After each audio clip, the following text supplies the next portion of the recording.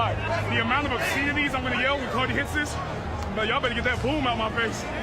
And I don't want the NFL thinking I'm bad. It's away. It's blocked. It's blocked. It's picked up by the Eagles. Running with it is Davis. Are you kidding me? Are you kidding me? What a great. I ain't gonna lie. The amount of obscenities I'm gonna yell.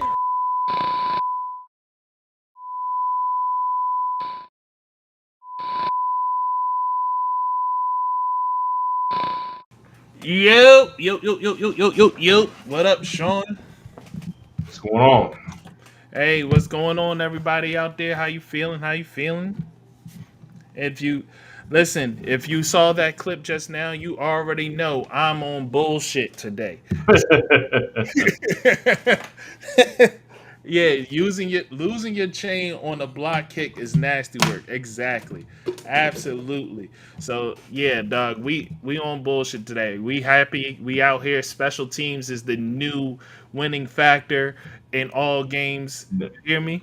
Yeah, losing your chain on a block kick is nasty work. Okay, losing a game to back-to-back block kicks is absolutely atrocious. But that's, you know what I'm saying. Shout out to the Eagles. Look, man, I don't know if special teams coordinators be getting like attention and stuff after the games, Mark. But I can tell you this. Oh, I'm sure there was some conversations had after that game. It was filled with a bunch of choice words. Yeah, dog. Hey, but Yeah, listen, ain't nothing you could do in that situation. You know what I'm saying? Like it is nah. what it is. That's how things go. The whole situation.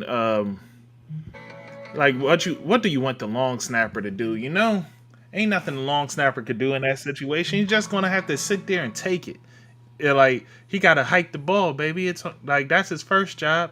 But there was a lot of block kicks throughout week 3, which was very interesting, man. Like do you know all the games where there was a block kick or a block involved? Um, I'm not sure if I know all of them. I just know the two that stood out to me because of the timeliness of it. Mm, Obviously, the Eagles game, and the Jets game. yeah. So I mean, those were, and the craziest thing, right? So if you were watching Red Zone like I was, them joints was like back to back, like, which is Yeah. nuts. So yeah. Nah, man, it was definitely different, man, and a lot to get into this week. We have quite a few injuries, and we have quite a few injuries that happened. We have players that was dismissed from their team in week 3, and we have uh, new starting quarterbacks. You name it, we could talk about it. So let's get Yeah. into it, Sean. Where you want to start, bro? Um, Give me 1 second. I had this shit written down because I had somewhere very specific I wanted to start. Okay, let's just start with an absolutely putrid organization. Let's start with the New York Giants, man. Mm, Let's start there, Mark. So all if you right. guys if you guys aren't aware, the New York Giants have come out and said that Russell Wilson will not be starting this week. It's going to be Jackson Dart. Yeah. So um, week 4 already, they're going to put Jackson Dart in. I'm trying to figure out what their offseason talks were like, Mark. They went out, they brought they brought in Russ, they brought in Jameis, okay, and then they drafted Jackson Dart, okay. So Jameis and Russ were on the team before Jackson Dart got there. Okay, so maybe you say to yourself, some veteran leadership. Okay, it gives Jackson Dart time to sit on the bench, protect him from the terrors of what's going to happen to him behind that Giants offensive line, or at least give them time to figure some things out so that they can get him knowledgeable enough on the playbook so they can bring him in at the right time and have something worked out to where he can get the job done, or at least to where he's not just going to be getting killed. Mm-hmm. And then that's what it seemed like to me. I was like, man, the Giants are actually making moves. I'm going to be the one to bring it up. This is the first time they had a black starting quarterback in their existence. Mark. So I just thought the Giants are turning a new leaf. And then what it looks like is the Giants were just here to do what they always do. Okay. So Jackson Dart going in here in week 4, after what I saw for 3 weeks here, Mark, I don't see how this is going to turn into anything good. So um, this is crazy. Oh, I'm watching the ticker. The ticker right there says Brian Dable said it was his decision. Look, man, I think Brian Dable kind of get fired, Mark. Yeah, listen. Ch- Charles Henderson says that New York media pressure will make you alter your plans. And listen, here's the problem. Here's the problem. If you allow the media to alter your plans because of what they have to say or don't have to say about your team, then you already lost your job. Already. Job's gone. Um, this is as an invested owner of a team. There is no way I'm going to allow you to start Jackson Dart here. You have it's week 3 and you have a gauntlet of a schedule ahead of you. Like there is like one game where it's like, okay, maybe he'll be all right here. But the rest of the games is bad for the Giants. And it's not like it's Russ and then Jackson Dart. No. You have Russ and then Jameis Winston, and it's like, what's going on with the Giants that they skipped right over Jameis and said, we're going straight to Dart. Like, if you're chasing headlines, then that's another sign of a horrible franchise.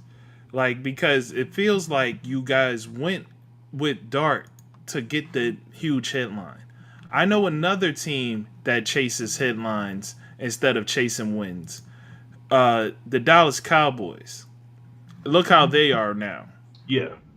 Like, you can't go out here into these games like, oh, like if we start Jackson Dart, that'll make a huge headline and then we'll see where we go. But meanwhile, you making this huge headline, you putting your rookie QB in front of a buzzsaw. You don't have an offensive line, really.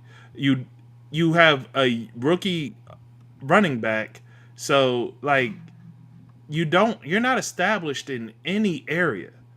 Like there's nothing that the QB can lean on to say, all right, this is my foundation and I can build from this. Your team doesn't have a foundation. Your defense is young. Everything about your team is young, and now it's going to be young and ruined because you're going to have in most situations like this. I'm not going to speak in guarantees. Most situations like this, you create a quarterback who develops bad habits because he's not used to situations being good enough. Like and what I'm saying by that is like you look at him in the offensive line being bad. Now he's not reading going through his reads properly because he's afraid to get blasted. Like, you know what I mean? Like, so now his timing is off. Like that's one thing that can happen. You know, there's like you in this situation he doesn't have bad receivers, but you can develop bad timing with receivers because you don't have receivers that can actually do the job, or you develop distrust in a receiver because you're used to receivers dropping the ball and stuff like that. Those are examples of things that when you don't have the situation correct and you throw a rookie into it, he develops bad habits.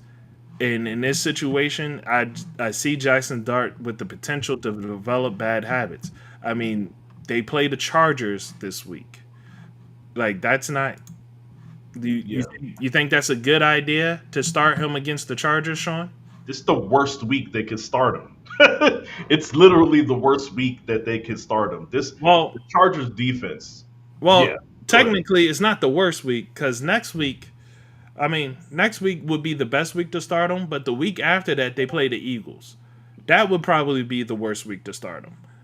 Yeah. No, Is I it gets, mean, yeah, neither one of the like those are games that I would have absolutely avoided. I'm not trying to have him start his season off with Chargers, Saints, and then Eagles. That's not a that's not it, man. Like Troy said here, he said at least start him versus the Saints. But even starting them versus the Saints means you're sending them to play the Eagles the next week, right? So right.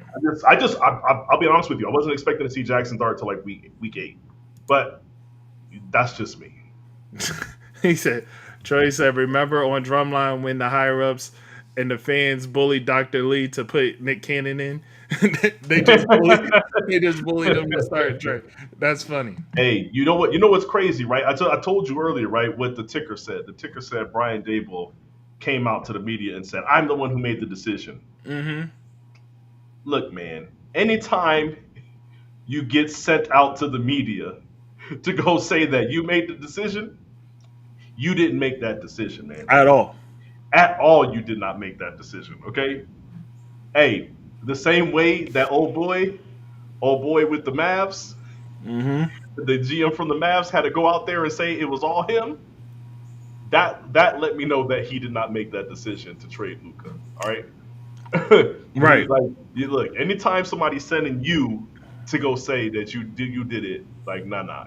You better go clarify that. You better tell them it was you. Like, Well, nah. maybe that's how he keeps his job is by looking like a fool. Yeah, So, well, it's working for the Mavs GM. Maybe it's going to work for Dable. Look, all I know is this, Mark. You're absolutely right about everything you're saying. It's just a terrible approach. Like you said, bad habits are absolutely going to get developed. When you play and this is one thing that I will say about Shador Sanders in the few preseason games that I saw as a reference is you could say he's out there. He was out there running around a little bit too much, but that's a bad habit that developed from him playing right. behind shoddy offensive lines in college. You know, look at that, and I'm gonna tell you that's what your quarterback is going to look like at times if you start them out in this situation that the Giants are in right now. Zach, is it Zach White? I think that's his name. Okay. The quarterback that the Jets drafted a few years ago. He's never going to recover, even though I just never thought he was good. Sam Darnold almost never recovered. Okay, the man. Oh, you mean Zach Wilson? Zach Wilson. Okay, there we go. I'm like, who? Okay, but I all don't right. even know why I got the names wrong. But yeah, Zach Wilson. Zach Wilson, he's never going to recover. Sam Darnold almost never recovered. And if you want to call this a recovery, I guess. But yeah, like Sam Darnold literally said he was seeing ghosts. Okay. Yeah. Okay. So I mean, this is what happens when you throw guys out there early. Like you literally have an example within your own city. He said Giants playing with house money at least for 5 more years. Why not? Yeah, he's like, they're going to be terrible anyway, so fuck it. Just do whatever. But why not play Jameis? That's what I'm saying, man. Like maybe I'm biased, Mark. Maybe I'm just No, you're not. like You're not. It doesn't make sense. Like, here's the thing. The city would not have a problem with this. Jameis Winston has the ability to ingratiate himself anywhere he goes. He is one of those magnetic personalities where you'll just love him. And if he does play bad, you'll find it hard to hate him even still while he's playing bad. Mm-hmm.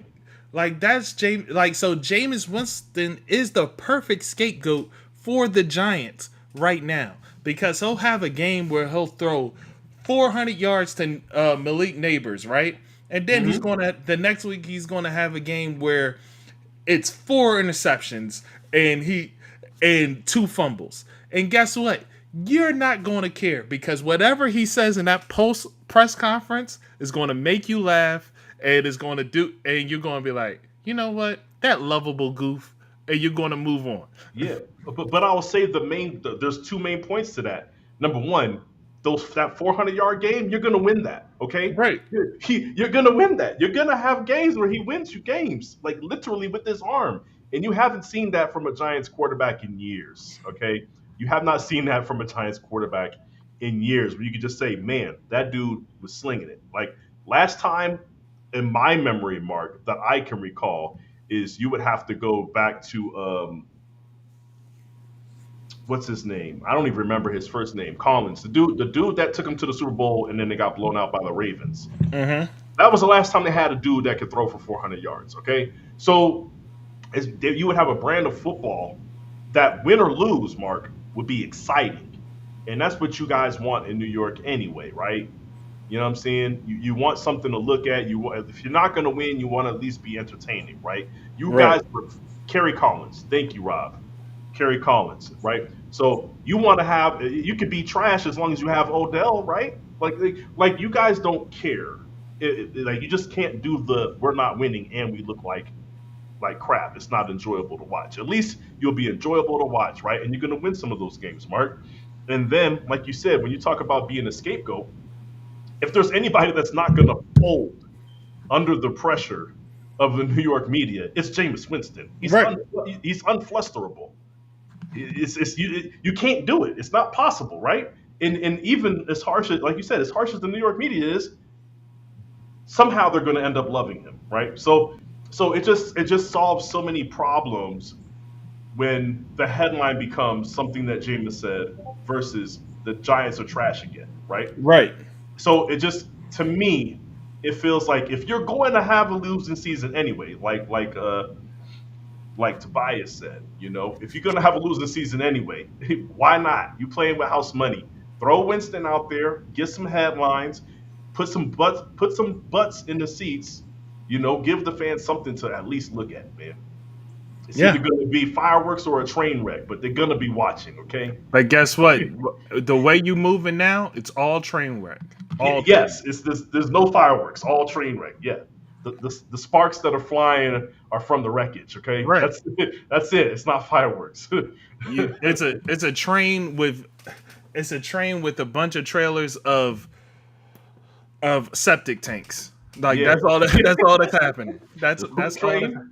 You got a poo train coming through. Yeah, that's it. You know what I'm saying? Yeah, I'm just saying, like the Giants, I don't understand what they're doing. I personally think that Jackson Dart is somebody that is going to be a good quarterback. I think he has potential. I think there's zero chance that he reaches his potential if in this situation that he's in now. And I think there's also, like, let's say less than 5% chance that he actually improves as a quarterback if you start him for the rest of the season, Mark. So it's like you guys went and got a guy. Whether I agree with that's who you should have went with or not, I think he is a quarterback that's capable out of the guys that you had to choose from in this draft. And I don't understand why you're going to do this to this kid. But Hey, but listen, best of luck to Jackson Dart, and I hope that he proves us wrong. So, all right. So next up, where we going, man? Where we going? What's next? You want to talk about another 0-3 team? Let's do that. All right, another 0-3 team out there is another 0-3 team that has made a change would be the Houston Texans. Houston Texans are 0-3, can't get out their own way, and they continue to not get out their own way, and they let go of C.J. Gardner-Johnson. Essentially, the reports are out there that's saying CJ disagreed with his role. He was disagreed with players and things of that nature. Basically, CJ was like, telling everybody what they weren't doing correct, and that things needed to change. And they also alluded to him going rogue in his role of saying, like, at times when he should be in coverage, that dude is blitzing or doing something that he shouldn't be doing. And apparently DeMeco Ryan said, "Nah, I'm good on that. You can go." And when asked questions about it, DeMeco basically didn't say anything like against it. He said it's just not working out, and he was like, "There's reports out there uh, about it, so take that Yeah. what you will." Yeah. So I'll give you a little bit extra insight being a Niners fan. So D'Amico had 1 year with Talanoa Hufunga, his rookie year. That was the year he didn't play that year, um, but he did make a play in the playoffs. He's the one that blocked that field goal for us versus the Packers Hmm. that year. Um, it, I'm starting to understand why he wasn't on the field that year. Talanoa Hufunga, one of the biggest, like the next year he went crazy. He looked a little Troy Polamalu-ish at times, and then what I don't know if people that don't follow the Niners every year after that, if you look at the games that he had in between the injuries, teams were literally banking on the fact that he was going to try to make a play. So there was plays that were being made where he's completely out of position, completely away from where his area of responsibility is, and the ball is just sailing over. And it's like you playing safety, you can't do that as a safety, right? Um, and it started to become a problem to where it was feast or famine for him. Either he's going to make a play and it's going to look amazing, or it's going to be toast. We seen this happen with Diggs out in Dallas, Hmm. right? Where it's just like, yeah, he's making plays, but he's also getting burnt. So, but that's the type of player that Hufunga is. And I'm assuming that's why he didn't make it on the field because I thought he was better than some guys. But it makes sense now. And D'Amico, but just to be clear, D'Amico, while he was with us, he does not stray away from his philosophy defensively, regardless of personnel. Okay, it doesn't matter if we don't have the most efficient personnel to run this scheme. This is what we're running, and I'm not straying away from it. I'm not blitzing. I don't care if we haven't gotten pressure all day. We're not blitzing. So you got to understand, he's a guy who likes to keep people to stay in their lanes. Don't stray too far away. And if we're not blitzing, we're not blitzing. That's part of his. That's part of his philosophy is blitz to not blitz, Mark. And now you got C.J. Gardner Johnson saying I'm supposed to be in coverage, but I'm trying to stick my nose in here because I think it's a run play. Or, man, if I shoot down here, then I can make a play because I think I know what the play is. Like D'Amico, it doesn't matter if it works or not. D'Amico's just not going to go for that. He didn't go for that when he was coaching, when he was our defensive coordinator with the Niners. And as a head coach now, not just a defensive coordinator, as a head coach, he's absolutely not going for it. So this isn't just a C.J. Gardner Johnson thing. If there's anybody else that was doing this, um, especially if they're a brand new player on the team, I could see him making the same decision. So, yeah, CJ Dog, you got to know where you're at, right? You got to know where you're at. You got to know your environment. Um, you got to know how much clout you have. You know what I'm saying? Like you go somewhere where you made enough plays and you build up enough equity and you feel like okay, I want to roam a little bit, then you do that. But you can't walk in the door on some BS. You know what I'm saying? So I don't. My question to you is, where do you think he goes? Where do you think he ends up? I have no idea. I have no idea. I mean, because everybody wants him back in Philly. Like all of Philly wants him back in Philly because I would like to see him in Philly as a non-biased. I'm not an Eagles fan. I think that's where he fits. yeah, I But I mean also think he did good with Detroit. that's where no he did great with Detroit. The Yeah, thing is he fits in Philly with the fans. Like as a member of the team, he fits in with Philly like as someone that the fans identify with and like they embrace. yeah. Whether or not he fits in with the team, That's a different story. Yeah, different conversation. Have yeah, no idea whether he fits in with the team. From his pivot interview, it seems like he didn't fit in with the team from the standpoint of like he made it seem like he wasn't hazing a rookie, and the rookie took it like it was being sensitive and took it as hazing, and then went to someone else. And honestly, I don't know who to believe because it could have went the way that CJ is saying, and it could have went the other way as well.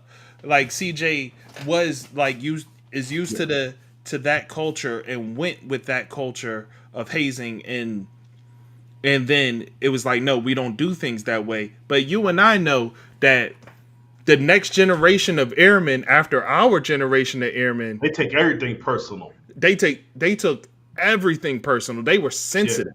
And like we were the last of the generation that got the little bit of hazing, got the little Yeah. bit of like here, Cracking a joke ain't hazing, boy. right? Like, Yeah, relax. but you know what I'm saying? Like, Yeah, nah, yeah, like here's a quick situation, right? yeah. On the flight line, in the truck, right, waiting for jets to launch. There was an airman. He was walking out, and he went to come get jump in the truck. And this is like a little joint that you just pull on your kids sometimes. Like every time he went for the door, tapped the gas and pulled up, and just kept doing that, right? That's light, Mark. Yeah. That's light. Yeah. He went back. He went back and told. Dang, that's crazy. Like so you know what I'm saying? Like, so that's the type of thing that, like, so I could see where CJ told that dude, hey, like, gotta clean that up. And he was like, you telling me to clean up? No. Like, and freaking out. Like, I could see He didn't ask anybody else. Why Yeah, he ask me?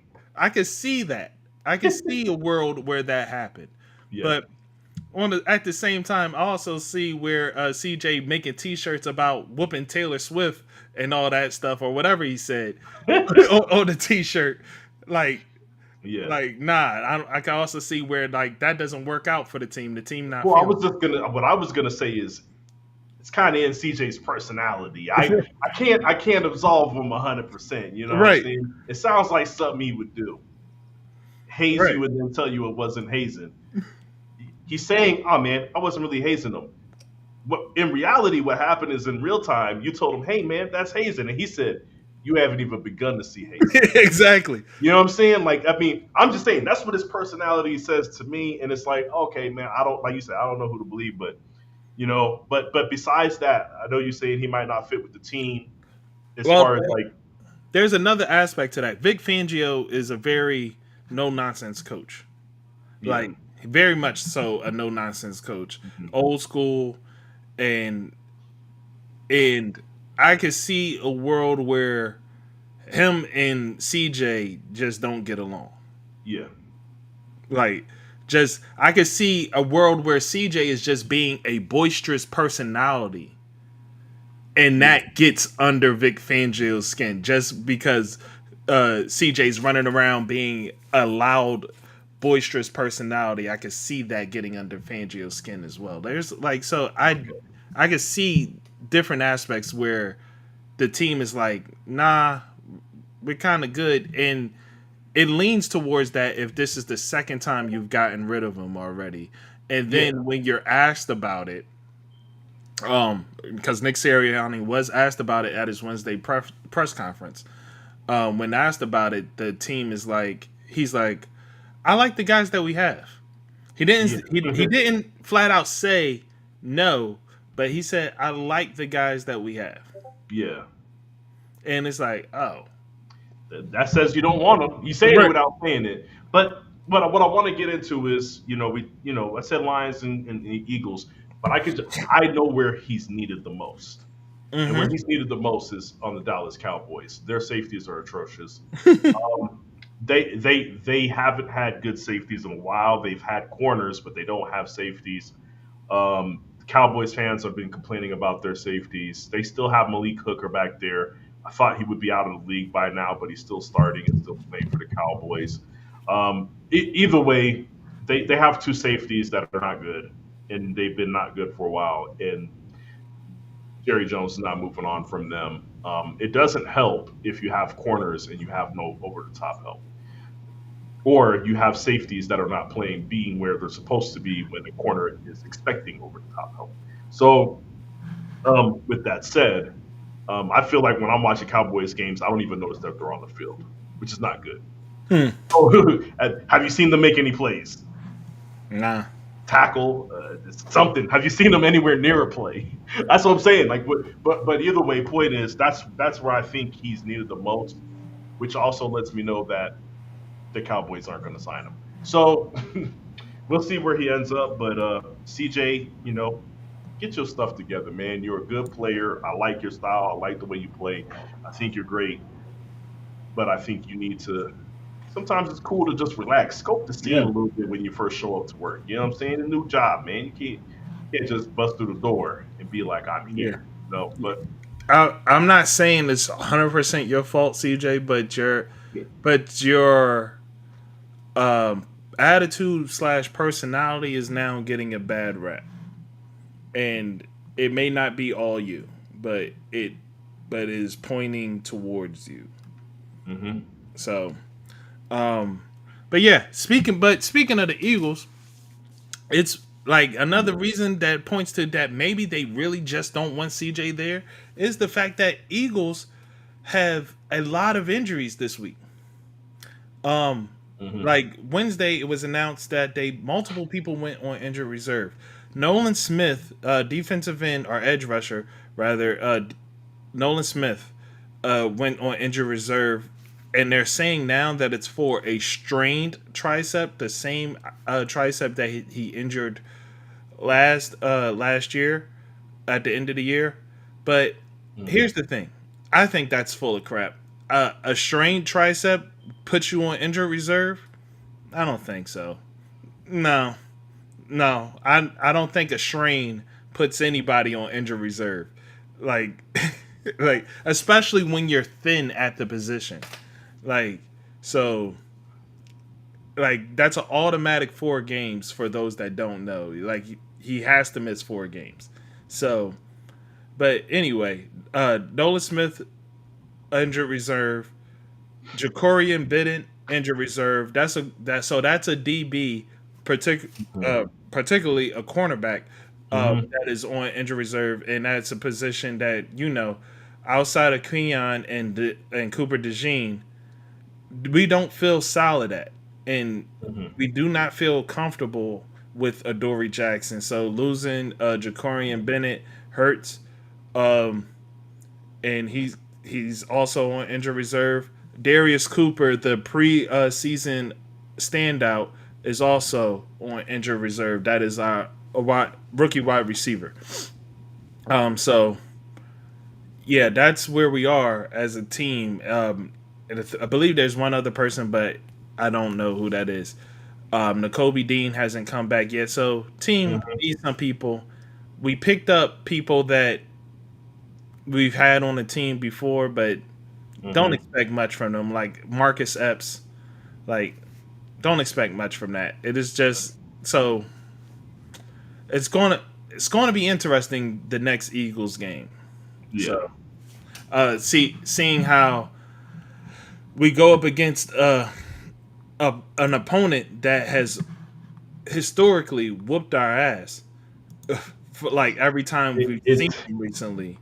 It's funny. It's funny that you're saying that, and you always you've brought it up the last 2 seasons, right, with me, and I'm not gonna say I just haven't been as enthusiastically certain about it as you have been, but I'm not gonna hold you, Mark. This is the year that I'm kind of just like I seen how you guys dealt with it in the past, but then seeing the way they've started, I'm just like, it doesn't make sense on paper, but I'm telling you, I'm concerned. Yeah. Yeah, that's the way I look at it. I'm concerned, and I usually am not. I usually disagree with you when you're like, "Oh man, I don't know. This might be." I'm kind of expecting us to lose this, and you've been right every time, but it's been very close games, even if you did win. And Yeah. it's just like, nah, you guys have trouble with them. So, like Tampa Bay historically, just we something about it. there's something about Tampa Bay that we just have a issue. And I do not know what it is, but we have had an issue, and now we have a lot of players on defense hurt. But Tampa Bay is also missing Mike Evans, and Chris Godwin is coming back for the first time. So we don't know what that looks like. Yeah. Yeah. So no, I feel you, man. Yeah, that's tough, man. Let's get into some of the other stuff that we had. I want to yeah. talk. Let's get to the Raiders, man. Let's talk. Let's talk about the Raiders Okay. and Chip Kelly, because I feel like people are looking at the Raiders, Mark, and they're like, man, that team's terrible. They're looking at Geno Smith, and they're like, man, I don't know if it's I feel like at least universally everybody's looking at it and saying Geno's just running for his life. Mm-hmm. Okay, and they're like, man, yeah, he threw some bad picks, but what is he supposed to do? And then you're looking at people might be looking at Ashton Genty and wondering where is he at? You know, if you're not watching the games, you're just like, what's going on with him? But universally, what we're seeing is the team supposedly got better personnel wise in most areas, and then it's like they've just been looking worse than they ever have, right? There's a few things that happened that's led to this, in my opinion. Number one, people forget already, because I've forgotten already. They were supposed to have Amari Cooper on this team, Mark. Yeah. It's kind of a big deal that he's not there. You can see that the offense is struggling. They have nobody that they can really lean on. They don't have a number one wide receiver. Teams are loading the box. Teams are teeing off on the offensive line because the offensive line isn't good. They're having their way. I'm seeing teams rush 5, and it looks like they sent 7. Mark, it's insane. But with that said, Chip Kelly is their offensive coordinator, and I think that's one of the things that people forget, man. Chip Kelly, let me read that from Troy. I'm not a coach, so what do I know? But as soon as I heard Chip Kelly say Genty got to change his stance, I knew Chip was still on his BS. Yeah, but and that's just a microcosm of the bigger picture of what you get of what you get and what's happening here with Chip Kelly being your offensive coordinator. You have a guy that is so rigid on his stance of how he runs his offense, down to not just play calling, not just down to scheme, not just down to individual assignments, okay? It's down to the socks that you wear, Mark. Apparently, it's down to the way that your stance is pre-snap, okay? It's all those things. So, but either way, Chip Kelly, man. Chip Kelly's ruining the Raiders, and that's what it comes down to. The offense looks like absolute dog shit, okay? Well, one thing you was bringing up earlier was that the Steve Smith show, Okay, I can talk about what was said on there. Steve Smith, he has Maurice Jones-Drew on there at times, and he has him there to just give running back evaluations, and what he's been doing is weekly updates on the rookie running backs from this class. And so one of the things he brought up when he was talking about Genty, it seemed like none of it was about Genty. He was saying Genty is a between the tackles, shoulders square towards the line of scrimmage running back. He said he played a lot of single back in college. When you're playing single back, and the quarterback is under center, you're directly in the middle of the offensive line. You can see both ways. You can see everything happening and unfolding before you, and you just run straight. Okay, you're doing a lot of shotgun, and then with Chip Kelly's schemes within that, he's running east to west. Okay, you have a north to south. You have a north to south running back trying to run east and west. That's like asking Reggie Bush to be. That's like asking Reggie Bush to be Derrick Henry.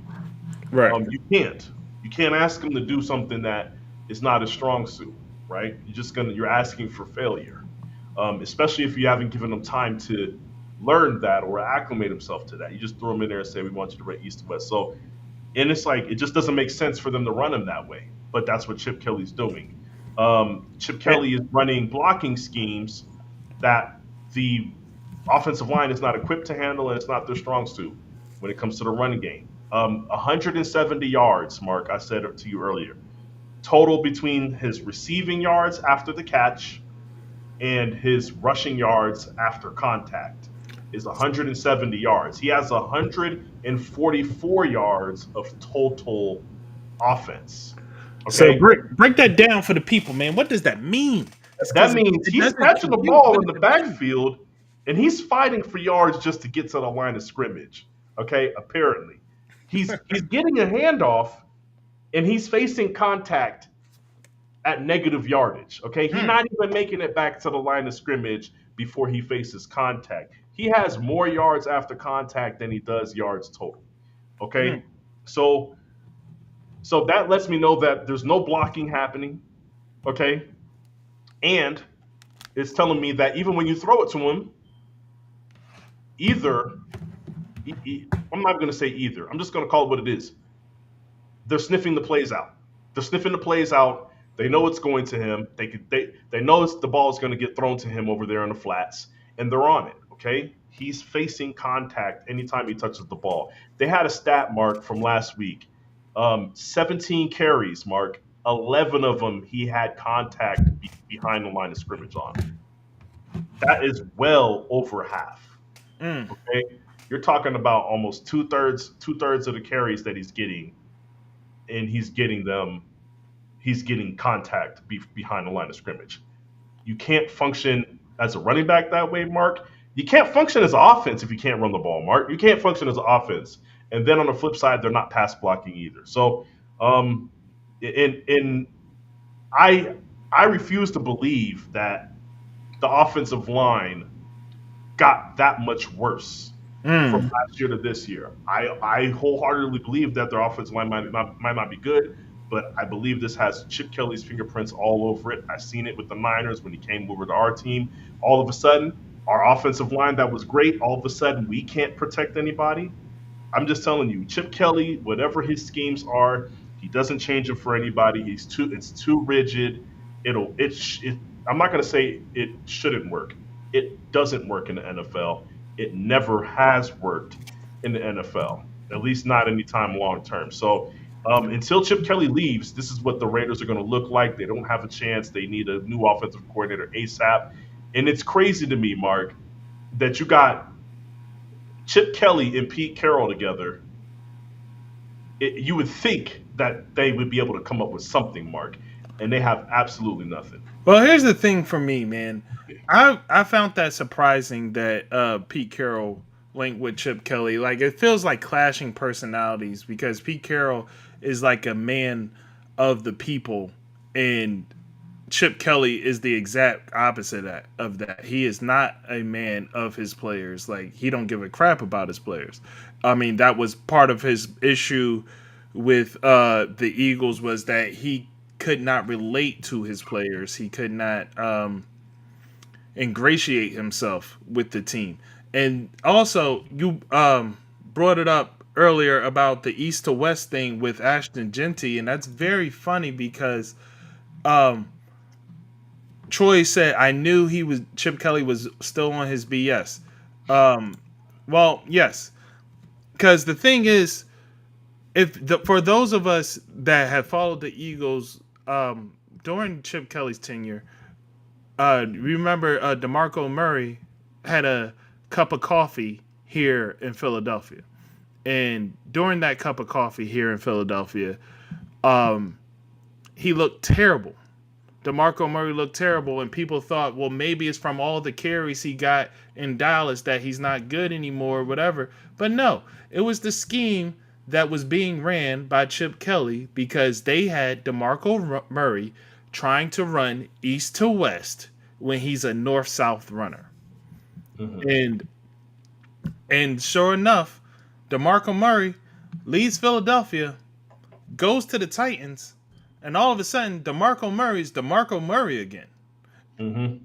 Like DeMarco Murray is playing well again, and in fact, he was playing so well that he was able to hold off a young Derrick Henry for like 2 to 3 years. Yeah, he did. About two Like, and a half seasons. Yeah, Yeah, he for held him like off, two yeah. and a half seasons, Derrick Henry couldn't get in the game because DeMarco Murray was still balling. Like, so you got to nothing has changed with Chip Kelly. Chip Kelly is still that dude. And yes, you're right. How you mess up Vic, McCoy, and Djax. Exactly. But so He's saying mess up. He just started shipping people off. Yeah. that's the craziest part. We want So- Riley Cooper, I guess. Yeah. So You know. that's where we are with it. And it always amazes me when the Chip Kellys and the Josh McDaniels of the NFL continue to get jobs despite what their resume says about them, despite what the players say about them. Like not only does your resume say you're trash, but your references say you're trash. Like the player reference is like, nah, that dude is awful. Like I hated playing for Yeah, him. yeah. Like you know what I mean? Like that's crazy. But Mark, you want to know how bad he was? This is how bad he was. Every time I seen a player critique him, they all did it in a way to where they really didn't critique him. Like nobody really wants to say how bad he was. Like even Well, like the most candid. LaShawn McCoy will. I still think even with LaShawn McCoy's. Nah, he flat out said it. Nah, he's No, flat out he said said- like He still. I feel like he still was being nicer than he could than he should have been. What? Yeah, and he only mentioned a few things. And whenever like what I'm saying is like he's like, oh well, you know, and then this person, and then we're looking at that saying, I wonder what's going on with that. Like he's framing it as a question instead of just, you know what I'm saying. But either way, yes, LaShawn McCoy has said the most about it. But the fact that people don't even want to talk about it lets me know how bad it is. Like usually there's at least a few players that are like, nah, I'm speaking up. I don't got nothing to lose. I'm out of the league already. I was a nobody. You know what I'm saying? Like usually there's somebody there that's willing to talk about it, Mark. And it just seems like nobody is really out there just openly talking about it, man. And it's just I'm expecting, Mark, sometime there's gonna be a documentary about him. Okay, that's what I'm expecting. The same way this little piece of crap documentary they did about Urban Meyer's time with Florida, I'm like, nah, y'all left out way too much. Somebody's actually going to do a documentary on Urban Meyer, so that's crazy. I want to know who this person is that got something to say, because I'd love to come back at you, but I don't know who you are. That's pretty funny though. No, That's that pretty is funny. That is funny. But No, anyway, but yeah, no. But either way, no. The Chip Kelly thing is just there's nothing the Raiders can do as long as Chip Kelly's the offensive coordinator. I think me and you both agree with that. But also, once you get rid of him, you still have to fix that offensive line, and you actually have to run a scheme, Mark, that fits the personnel that you have. Seems to be a problem with teams these days. absolutely. All right, so next up, what we talked about Chip Kelly, we talked about Genty. I'm going to get to the special team stuff in a minute, but I want to talk about the Ravens. I want to talk about the Ravens right now, man. Yeah, let's do it. Let's do that, man. So if you guys were watching the Ravens, I don't know if I'm the right person to talk about this because I might be biased. Look, the Ravens did what they do. You know what I'm saying? They had a Ravens like meltdown. I mean, I don't know how else you would describe the type of meltdown that they had, Mark, outside of calling it a Ravens type meltdown. Okay. So like I said, maybe I'm biased, but either way, I thought the game was still good. I'm watching this game. Ravens at one point looked like they were just up. Um, the Lions were still within reach the whole game. They started fighting back. I'm like, man, this is amazing. This is an amazing game. And then once the Lions go up, then it was just like it was like the Ravens forgot how to play football. Well, Um, here's the thing, man. Go ahead. I'm sorry, but I want to just talk about this, and because I need to say this. Week week one, right? Week one, you lose by a single digit. You give the ball to Derrick Henry 18 times. Week um week two, you give the ball to Derrick Henry 11 times. He wasn't running particularly well in week two, so he had 11 carries for 23 yards, 2.1 yards a carry, and but you handedly won that game against the Browns. So it is what it is. But in this game, I feel as though to give Derrick Henry, for him to end that game with only 12 attempts, it's feeling like malpractice, man. To have, like, I want the Ravens to let Derrick Henry off the chain. I want them to let him loose. Now I get that. Hey, he's had at least one fumble each game this season. I get that, but we know that that's not who Derrick Henry is. Like, we know that that's not who he is. In fact, 2022 is the most fumbles he's ever had, which was 6, and he lost 3 of them. He lost 3 of them that year. In 2024, last year he had 3 fumbles and only lost 1 of them. This year he has 3 fumbles and lost 2 of them. So, Yeah. but you have to anything less than 20 carries for Derrick Henry, it's malpractice, man. It's malpractice. You don't have a bunch of superstar receivers out there that you should feel like, let's pass all over the field. That shouldn't be your MO. That should not be how you go into these games.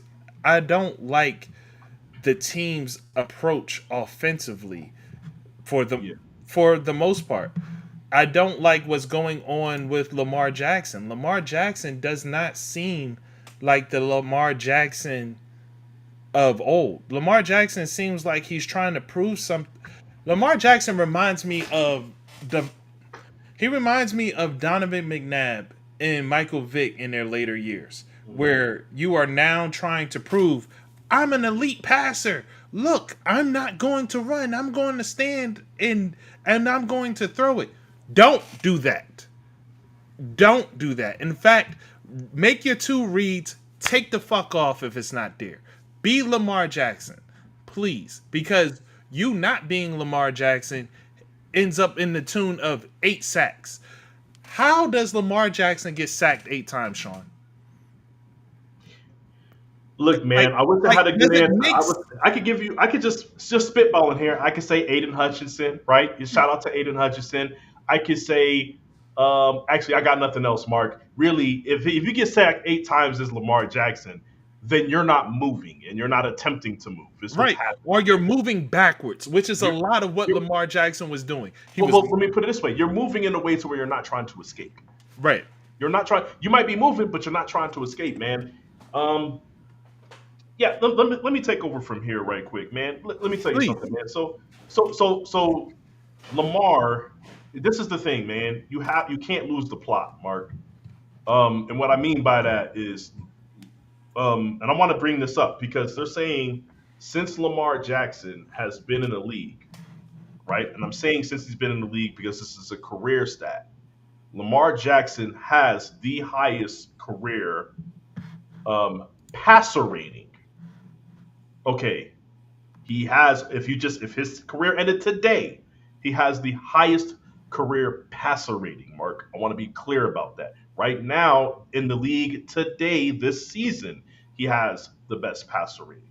Okay, he has 10 total touchdowns, no picks. Okay, he has not thrown a pick. I want to be clear about this. Okay, the reason why he's able to be so efficient, Mark, is because of the threat of him running.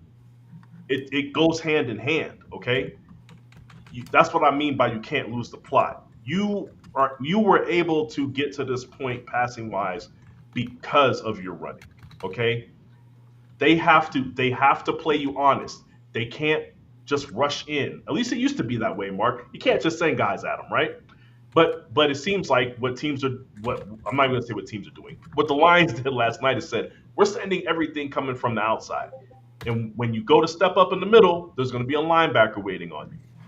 You know what I'm saying? So, so with that said, it's like number one, you should still be able to bounce to the outside and beat these guys that are sitting on the outside. Number two, they're giving you a one-on-one versus a linebacker. Since when has that not been a win for Lamar Jackson, Mark? A one-on-one in open field, in open space? If you're the Ravens, that's exactly what you want, Mark. If you're Lamar Jackson, I don't see how you're not salivating at that. Like I'm about to embarrass you. I'm about to make you a highlight. Absolutely, Mark. I don't. And then it's like, okay, yeah, I can see there's nothing open downfield. I'm going to try to wait it out a little bit longer, even though the only thing stopping me from picking up 15 yards right now is a linebacker that is, let's be honest, man, he's not running as fast as me. He's not as agile as me. There's no advantage that linebacker has except for strength, and that's not going to save him in this scenario, okay? Hey, I'm seeing wide open space in just a linebacker. That's it, Mark.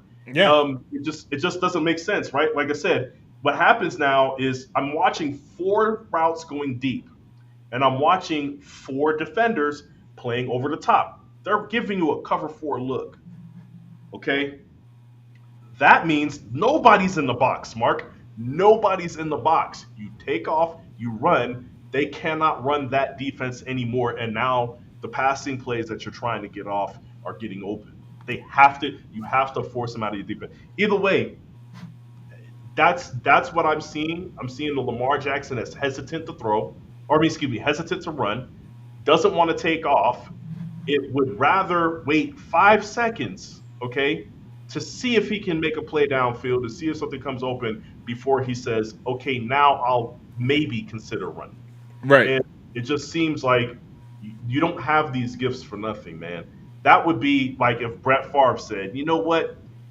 It is kind of a tight window throw there. I mean, I usually make those, but I think I can pick this first down up if I run the ball. No, that's not what you do. You lean into your strengths, Mark. Right. Can you imagine if Brett Favre got hesitant to be a gunslinger? That's nuts. We don't want you then. You're not Brett Favre no more, Mark. Right. We didn't. If I'm the Jets and this man decide he don't want to gunsling no more, I'm like, look, that's not why we got you, buddy. That's not why you're on this team, okay? We saw what you did in Green Bay, and we want that, right? So with that said, he already has a fumbling problem over the course of his career, Mark. If you have a fumbling problem, I don't want you dancing around in the pocket and taking hits. Not 8 sacks. You put the ball on the ground during the game, okay? I don't want to see any of that, right? So, yeah, man. To me, it starts with Lamar. He has to make better decisions in the fourth quarters of these games. He has to make better decisions when it comes to just taking off, man. And then I do want to talk about Derrick Henry putting the ball on the ground. Seemingly every game. It's getting to the point now to where I feel like defenses just know. If I swing at this thing behind the line of scrimmage, if I do anything to him behind the line of scrimmage, it's fair game.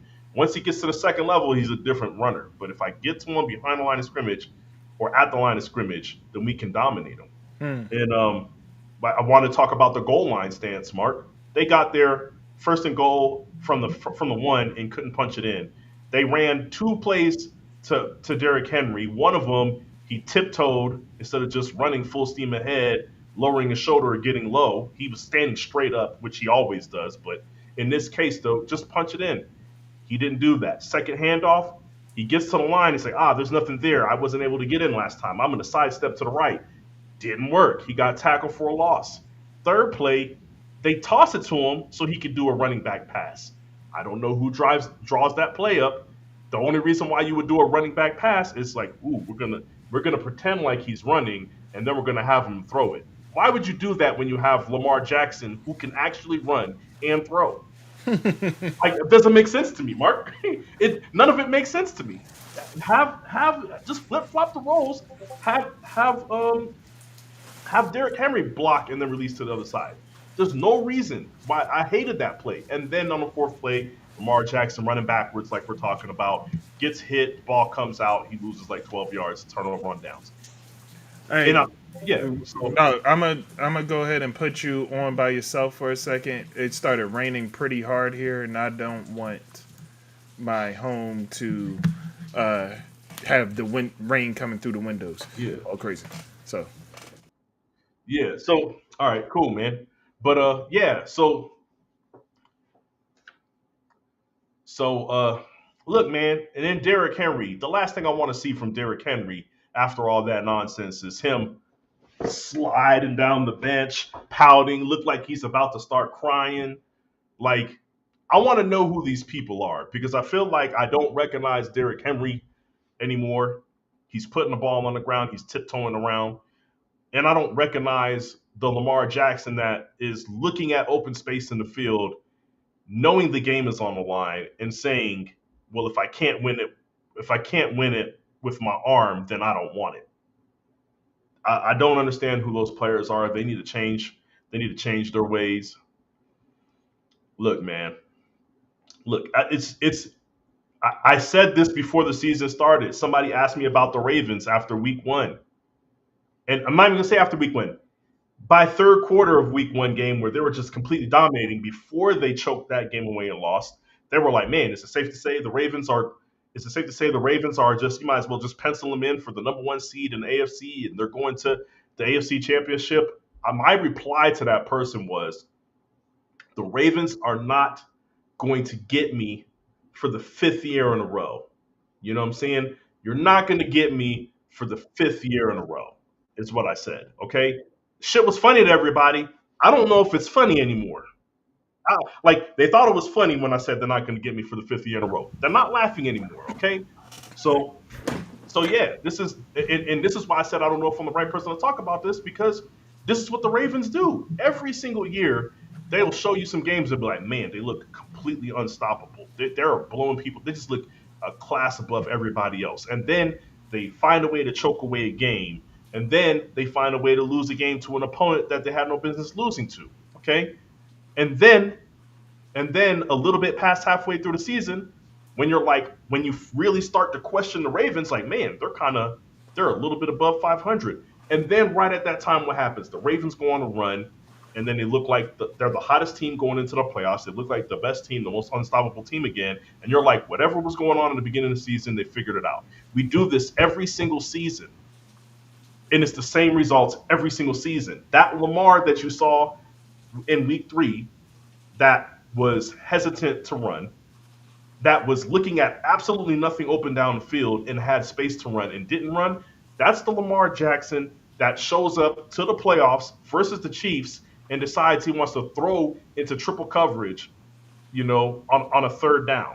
Okay? That's the same Lamar. Okay? Just remember that. The Lamar that you just saw in the 4th quarter of that game versus the Lions is the same Lamar Jackson that shows up in the playoffs every time. Okay? Like I said, I'm the wrong person to talk about this because it just looks like the Ravens to me. right. But yeah, you missed it, Mark. We were talking about the Derrick Henry thing, and I don't know if you got any thoughts on Derrick Henry's behavior afterwards and his body language. Nah, his body language looked off when It looked crazy, Mark. I said during the game when he slammed his helmet down and sat down, like forget that particular antic, but looking into his face, it looked like the type of frustration that was going on. Like, it reminded me of being a young man, or like where like I'm so frustrated that my emotions are boiling over to the point of tears, and I'm Yeah, ready like a to preteen, like you're yeah, 11.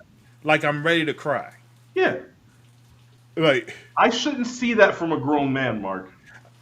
let me put it like this: I shouldn't see that from a sober grown man because because I've Now, seen it. I've granted, seen it I in. hear you. I hear you, I've Mark. seen it But in men that's been drunk.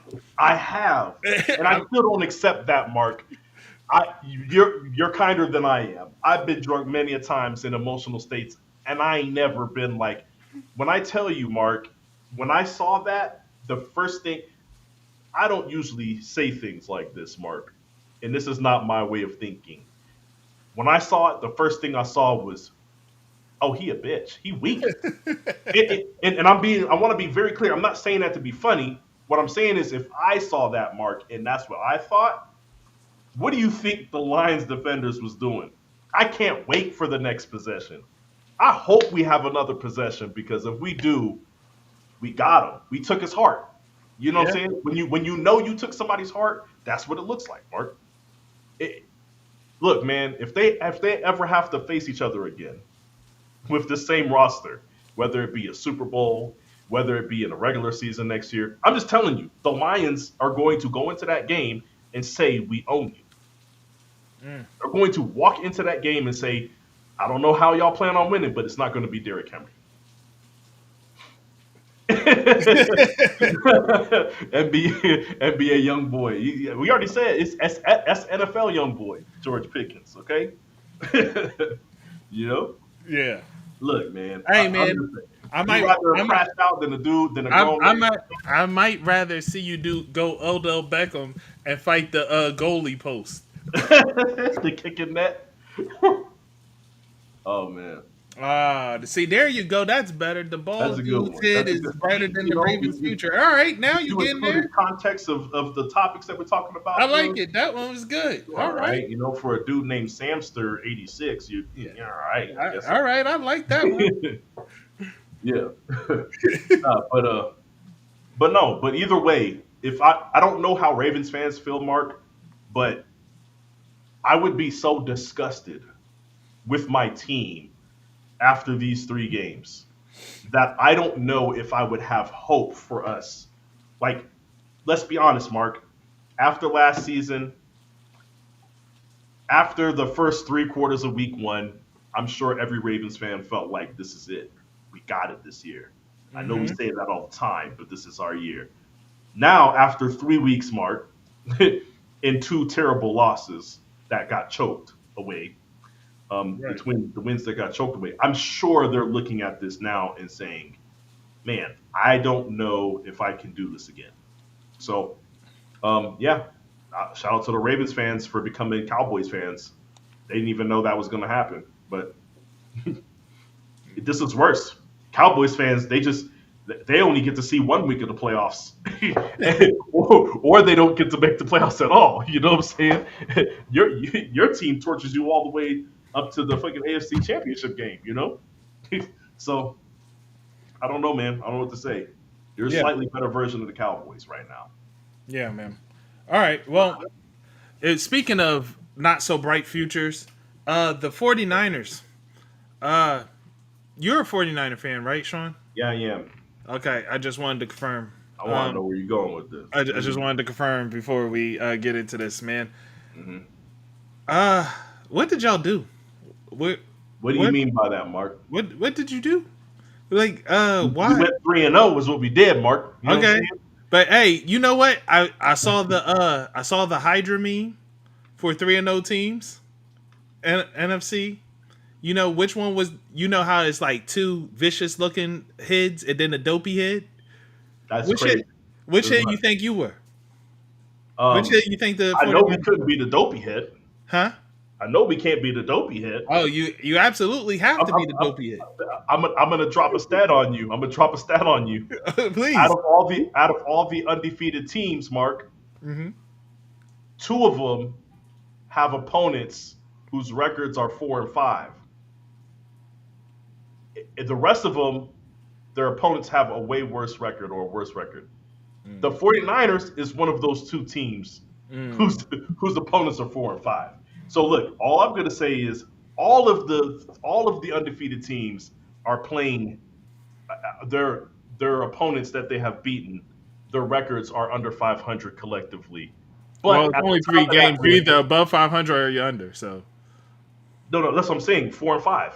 You got Yeah. two of them that are 4-5. You can say above or below, but when your opponents are when your opponents are 1-8, there's a difference, Mark. So, but with that said, if I'm not mistaken, Mark, I do think it's like the Niners and the Eagles.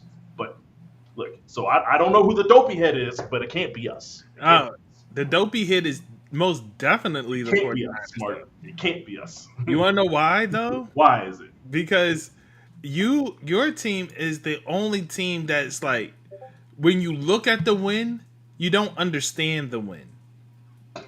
You're like what? Why? How? Like, you're the only team that when you look at it, you're like, how did that happen? Curious. Like We score more points, Mark. That's it. We score more. When the clock expired, we have more points. That's how it works. This shit it's not witchcraft. You know what I'm saying? But listen, but no, man. Like, I'm just curious what you guys did to piss somebody off, because you're not well liked. The injuries are mounting up for the second year in a row. Like, I don't even know what's going on there. Like, Nick Bosa now, Jawan Jennings questionable, late game scratches, offensive lineman issues. Like, it's bad. Brandon Ayuk still ain't back. I did mention to you too, Mac Jones might not play this weekend. Oh wow, who's your quarterback going to be?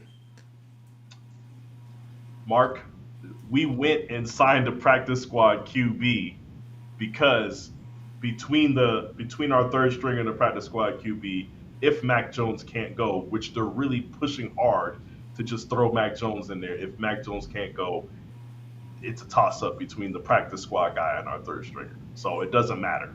That is crazy. You know what's wild to me? That's not a good. You know what's wild to me? That the team that was snake bitten to where it was like, no, you need to have 3 active QBs on your roster. And the team that whole thing took place for was the 49ers. And for them to be the team now unprepared for the same situation that they were in before. Well, when we have 3 QBs, I don't know what you want from us. You want us to have 4 QBs? You want us to have 4 QBs? Who was the third? I gotta look it up because I don't even remember it because we changed our roster from preseason. See? Yeah. Terrible. Is that Kelly Rourke?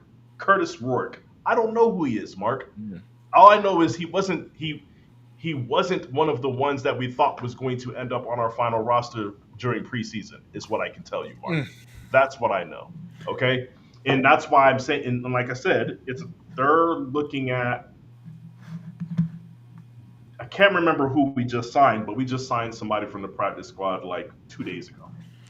So like I said, so you saying the smart money's on Jacksonville? Yeah, I would say so, because even if Mac Jones plays, he's not going to be 100%.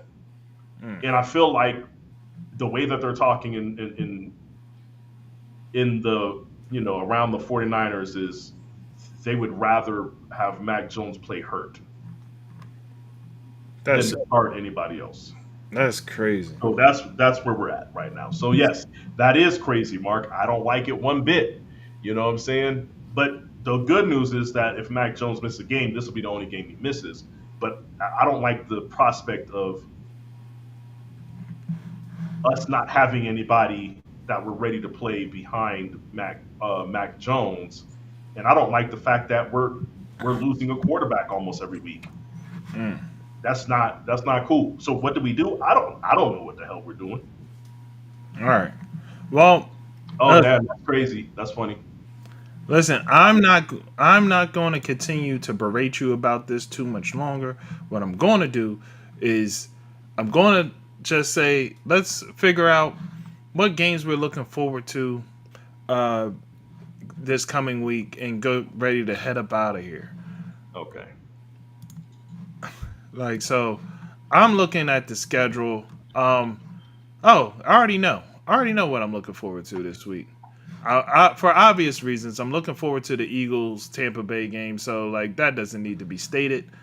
But the alternate game that I'm looking forward to would be the Ravens Kansas City game.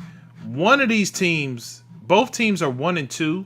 They can't both disappoint at the same Yeah, time. one of these teams is leaving this game 1-3.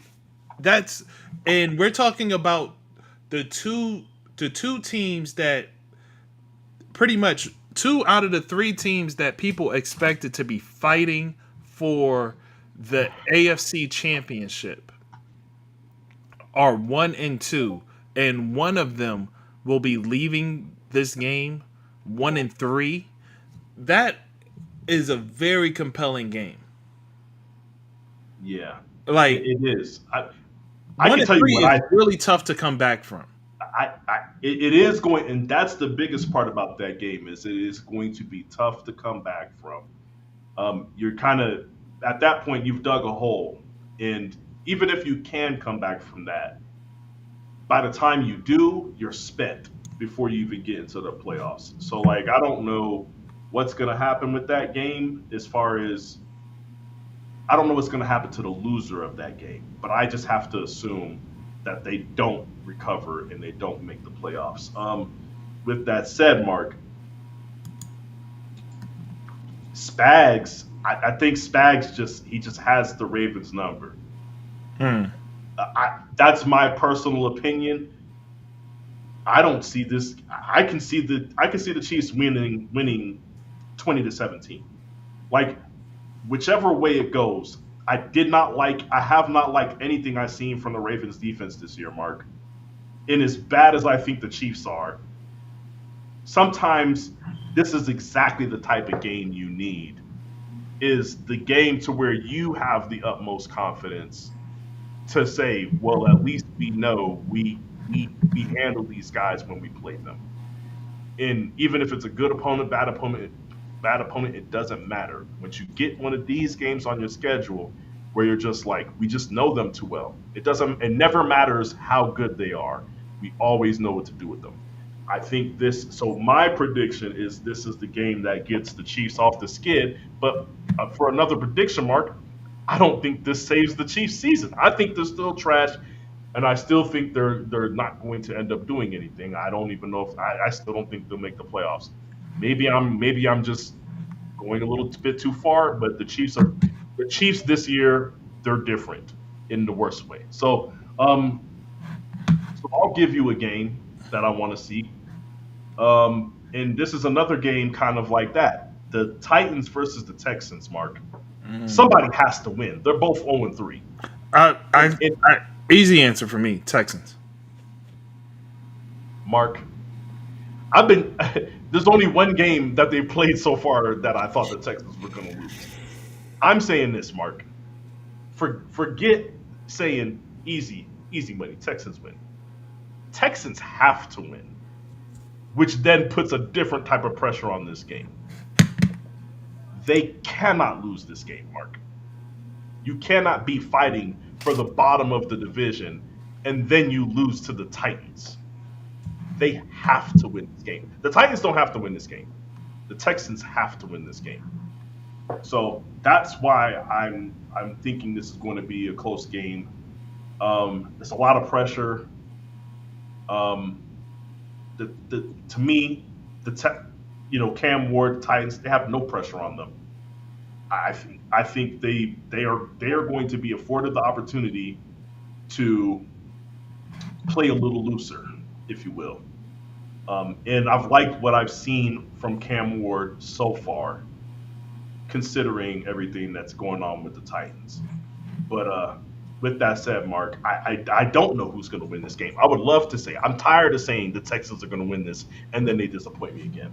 So either way, I would love to see if the Texans are going to pull it together and win this game or not. Because, like I said, I think this is a must-win, and I don't think D'Amico Ryans ends up on a hot seat, but I can't be mad at anybody trying to have the conversation if they lose this game. All right.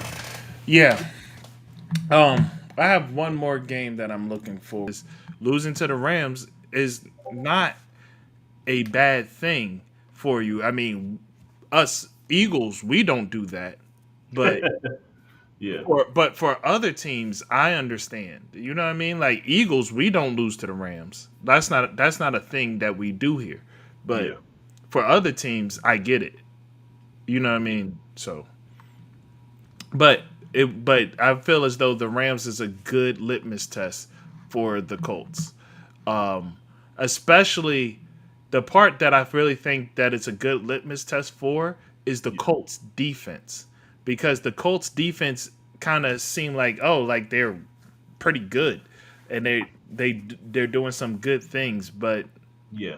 Rams offense, we'll see if you can do the same thing you've been doing. Rams offense seems to be defense proof, is what I will say. Right. Yeah. So two things. Yeah. The defense. We're gonna see if the Colts defense have something, because it does look like they have something. Um, and then the pressure is a different type of pressure when you're beating up on the Dolphins and you know that Tua ain't gonna. If Tua's on the other side and he ain't got nothing. Right. Different type of pressure when you got Stafford on the other side lighting it up. Okay, you're going to, in my estimation, you're going to have to outgun Matthew Stafford to win, and he hasn't been put in any of those positions yet, as far as when it comes to pressure to execute and not turn the ball over, or pressure to execute and convert on a third down, right? Yeah. Now, granted, Rams defense isn't the greatest defense, but none of that matters if you make the mistake, and none of that matters if now you're in a shootout and it's a last person that scores wins, right? Right. It's a different type of game. It doesn't matter if the Rams defense is good or not. You got it's a different type of pressure. And we are going to see whether or not they're legit. We're going to see whether that defense is legit, and we're going to see whether or not Daniel Jones has something inside that chest, you know? Right. Well, real quick, going back to your Texans thing, because I forgot to state this.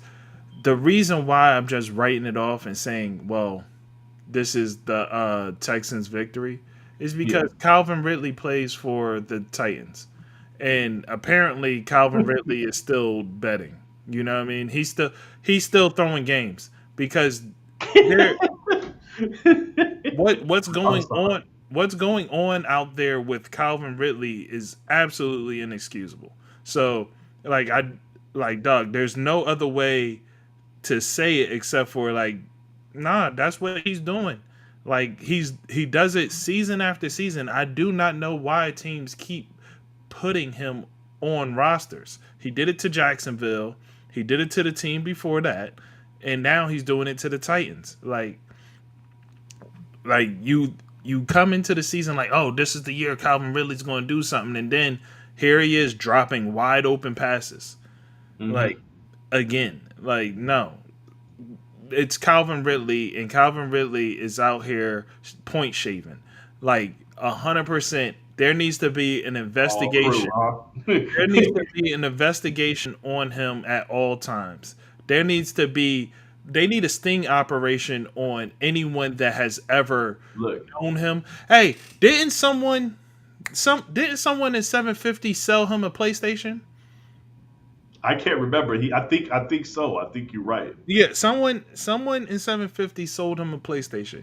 There needs to be a sting operation on that person, to see if they're placing bets for Calvin Ridley. I say just let him hang out with Michael Porter Jr. for a weekend. He'll get on his podcast and tell everybody about it if it happened. You know what I'm saying? He's snitching his brother out and all that, dog. It's crazy. But anyways. Yeah. For those that don't know what we're talking about, a group that Sean and I are in called 750. Back when the PS5 first came out and it was really hard to get, someone had multiples like it was back then, because this was during COVID. and he sold one to Calvin Ridley. At least that's that's the way that I remember it, because he posted about it. But anyway, so there's that. Yeah. But last thing, and we do need to get out of here. I'm just going to say this, and I'm going to say it very fast. Special teams. It feels like the Eagles have figured out the trick to special teams. When you get a block back to back that way, it feels like you know what you're doing and you're doing something on purpose.